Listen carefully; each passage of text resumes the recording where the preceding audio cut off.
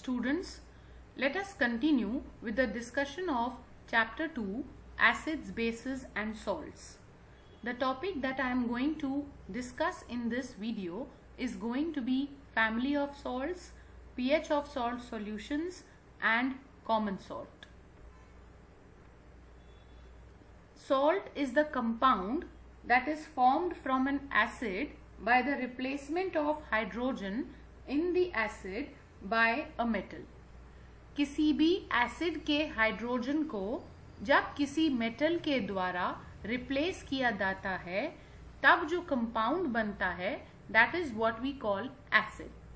For example, we have taken H2SO4, that is sulfuric acid. If I replace the hydrogen by sodium metal, I get the compound Na2SO4, whose chemical name will be sodium sulfate. Salts are formed when acids react with bases. This is what you already know because you have studied this under the heading neutralization reaction. Now the name of the salt consists of two parents. So we say that each salt has two parents. The first part of the name is derived from the name of the base, and the second part of the name comes from the name of the acid. Like Na2SO4 has the name sodium sulfate, and this salt can also be formed by the reaction of the base sodium hydroxide with the acid sulfuric acid. So the first name sodium comes from the name of the base sodium hydroxide, and the second part of the name sulfate comes from the name of the acid sulfuric acid. When we talk about family of salts, we have 5 different families of salts that we are going to discuss here. The salts which are formed from hydrochloric acid are called as chlorides. Salts which are formed from sulfuric acid, we call them as sulfates. Salts which are formed from nitric acid, we call them as nitrates. The salts formed from acetic acid are called acetates, and those salts which are formed from carbonic acid are called carbonates. These are the two tables which show you the family of salts. On the top you have chloride family. Then moving on to the right, you have sulfate family. Coming down, you have nitrate family. Again moving on to right, you have carbonate family. Okay, so if you have a look at the chloride family, the members are sodium chloride, potassium chloride, barium chloride, calcium chloride, magnesium chloride and zinc chloride. All these salts have chloride as the common ion present in them, and hence the name of the family is chloride family. So the salts having the same positive ions or the salts having the same negative ions are said to belong to a family of salts. Likewise, the members of the sulfate family will have sulfate ion as the common ion present in all of them. Similarly, members of the carbonate family have carbonate ion present in all of them, and members of the nitrate family will have nitrate ion present in all of them. If I take the first member of each family here, then the name of the family will be sodium family, because then sodium will be the common ion present in sodium chloride, sodium sulfate, sodium carbonate and sodium nitrate. So likewise, families can be formed on the basis of same positive ions or on the basis of same negative ions. This table shows you some important salts and their formula. If I consider the top 5 members of this table, they all belong to sulfate family because they have sulfate ion as the common ion. Okay. Now let's discuss about properties of salts. If I talk about the first 5 members, they will be a part of the sulfate family because they have sulfate ion common in them. The 6th member and the 9th member will be a part of the chloride family because they have chloride ion common in them. Let's discuss the properties of salts. Most of the salts are going to be solid, and being solids, they have high melting and boiling points.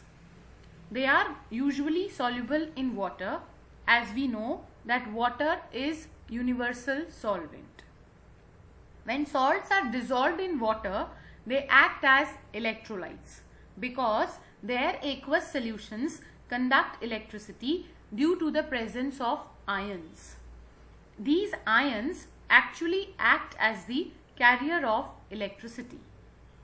Ionic compounds are made up of 2 ions. The positively charged ion is known as cation and the negatively charged ion is known as anion.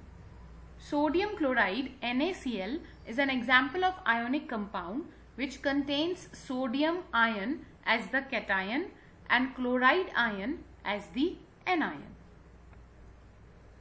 This table again shows you the family of salts. Okay, you have sulfate family, the first 3 members. Then you have sodium chloride, ammonium chloride and magnesium chloride as the members of the chloride family. Now here you should learn one thing, that each salt is being formed by the combination of the acid and base. Looking at the formula of the salt, you should be able to tell as to from which acid and which base the salt is going to be formed. Let me take up the example of calcium sulfate. Calcium sulfate is also a part of calcium salts, so calcium family. It is formed by the reaction between sulfuric acid and calcium hydroxide. So sulfuric acid and calcium hydroxide are going to be the parents of calcium sulfate. The same thing applies to the other salts.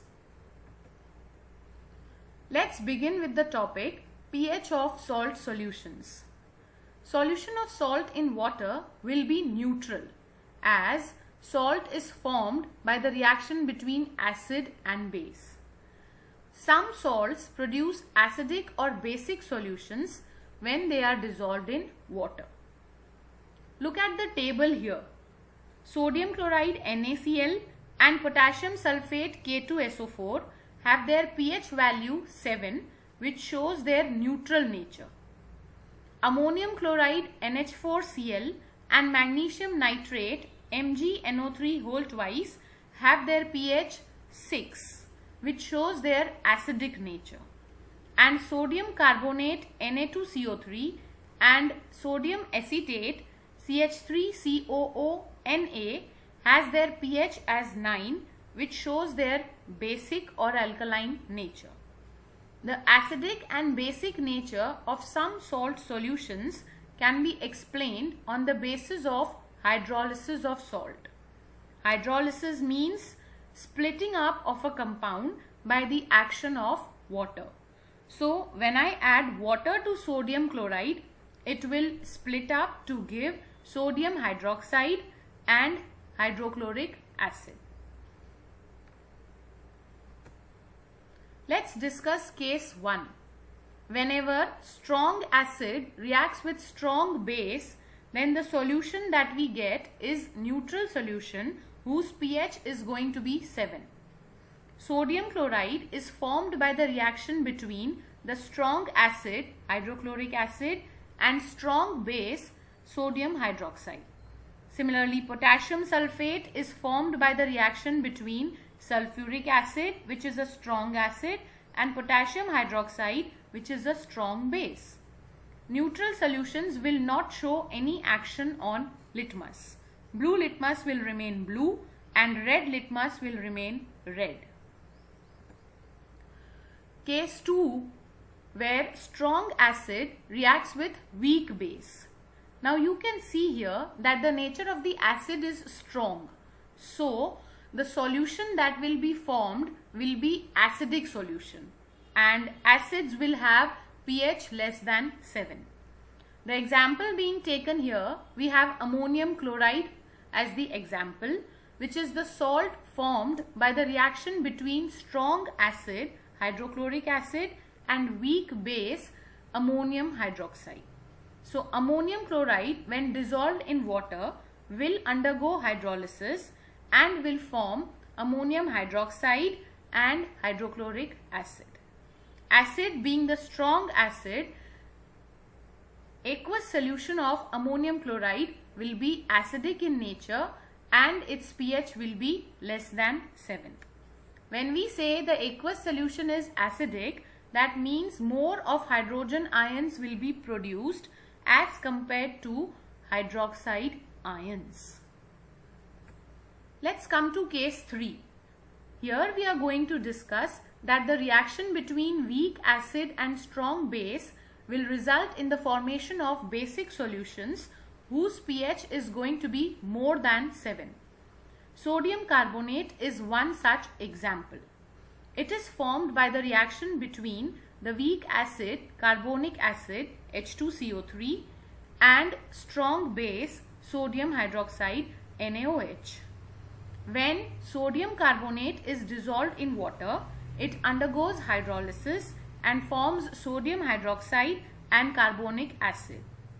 Now here, because the solution is basic, that means the amount of hydroxide ions formed will be more than the amount of hydrogen ions formed.